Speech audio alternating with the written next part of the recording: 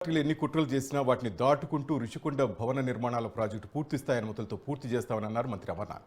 విశాఖపట్నం రాజధానిగా చేయాలని సంకల్పించిన సీఎం జగన్ ఇప్పటికే 3 సీనియర్ ఐఏఎస్ అధికారులతో కమిటీని ఏర్పాటు చేశారన్నారు. భవనాలను పూర్తిగా పర్యాటకం కోసం వినియోగించాలా లేదా ముఖ్యమంత్రి కార్యాలయాలు ఉపయోగించాలన్న అంశంపై త్వరలోనే స్పష్టత వస్తుందన్నారు.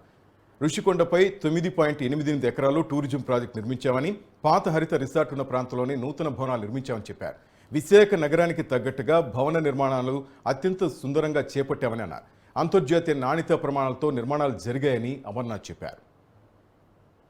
రుషికొండలో నూతనంగా నిర్మించినటువంటి దాదాపు 9.88 ఎకరాల విస్తీర్ణంలో గతంలో 2.5-3 దశాబ్దాల క్రితం నిర్మించినటువంటి హరిత హిల్ రిసార్ట్ ఏదైతే ఉండేదో దానికి సంబంధించి బాగా పాతబడిపోవడం, నూతనంగా విశాఖపట్నం నగరానికి తగ్గట్టు అన్ని హంగులతో ఒక ఇంటర్నేషనల్ స్టాండర్డ్స్ ఒక రిసార్ట్ నిర్మించాలని చెప్పి మా ప్రభుత్వం నిర్ణయం తీసుకోవడం, అందులో భాగంగా దాదాపు 400 కోట్ల రూపాయలతో రిసార్ట్ నిర్మాణం పూర్తి చేయడం, దానికి సంబంధించి ఈరోజు మంచి రోజు అని చెప్పి ఏదైతే పురోహితులు ఇచ్చినటువంటి వారి సలహా మేరకు ఈరోజు ప్రారంభోత్సవం కూడా పెద్దలు స్వరూపానంద సరస్వతి గారు, అలాగే సంబంధించినటువంటి శాఖ మంత్రి రోజా గారు, పెద్దలు సుబ్బారెడ్డి గారు వాళ్ళందరి సమక్షంలో ఈరోజు లాంఛనంగా ప్రారంభించడం జరిగింది. తప్పకుండా రానటువంటి, ఎందుకంటే అనేక అడ్డంకులు ముఖ్యమంత్రి గారు విశాఖపట్నం రావడానికి అనేక అడ్డంకులు కోర్టుల్లో ఇతరితర విధాలుగా శతవిధాల ప్రయత్నం చేస్తున్నటువంటి